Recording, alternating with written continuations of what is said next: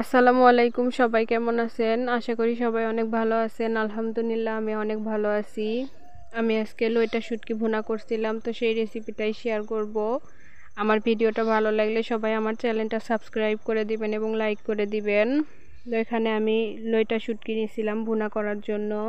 তো এইভাবে শুটকি ভুনা করলে খুবই মজা লাগে খেতে। এখানে আমি শুটকিগুলো ভালো করে কেটে নিব, পরিষ্কার করে নিব। তো এগুলো আমি বটি দিয়ে ভালো করে কেটে পরিষ্কার করে নিছি। তারপর এটা একটু শুকনা খোলায় হালকা করে ভেজে নিব, যাতে শুটকির গন্ধটা চলে যায়।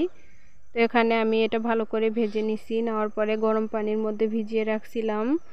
তো ভিজিয়ে রাখার পরে এটা আমি ভালো করে হাত দিয়ে কষলিয়ে কষলিয়ে ধুয়ে নিব, কারণ শুটকির মধ্যে অনেক ময়লা থাকে। তো ময়লাটা আগে পরিষ্কার করে নিব। যতক্ষণ না এটার থেকে পরিষ্কার পানি বের হচ্ছে এতক্ষণ আমি ধুয়ে নিব। তো আমার শুটকিটা এখানে পরিষ্কার হয়ে গেছে। এটা আমি একটা শিল দিয়ে হালকা একটু থেতো করে দিব। তো এইভাবে থেতো করে নিলে খেতে অনেক ভালো লাগে। তো এইভাবে আমি সবগুলা শুটকি থেতো করে নিচ্ছিলাম শিলপাটায়। আমার শুটকিগুলো সবগুলো থেতো করা হয়ে গেছে। তারপরে আমি এখন শুটকিটা রান্না করে নিব।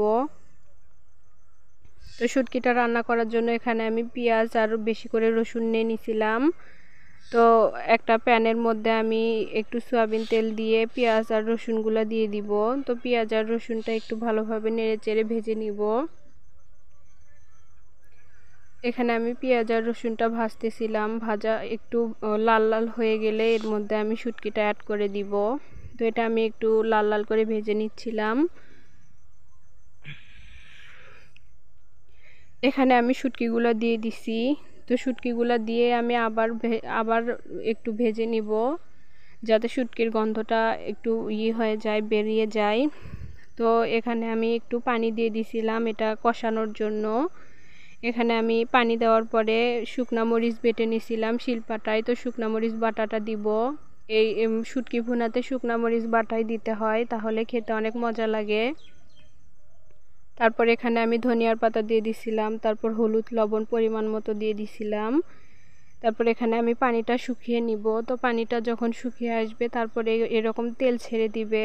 তো এরকম তেল ছেড়ে দিলেই বোঝা যাবে যে রান্নাটা হয়ে গেছে। তো তেল ছেড়ে দেওয়ার পরে আমি কিছুক্ষণ রান্না করে নিব, এটা একটু ভাজা ভাজা করে নিব।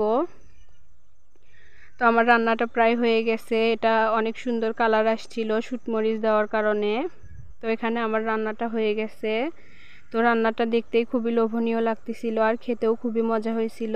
এইভাবে শুটকি ভুনা করে খেলে খুবই মজা লাগে। তো আপনারা একবার বাসায় ট্রাই করে দেখবেন, এভাবে শুটকি ভুনা খুবই মজা লাগে খেতে। তো এই পর্যন্তই, ভালো থাকবেন সবাই। আল্লাহ হাফেজ।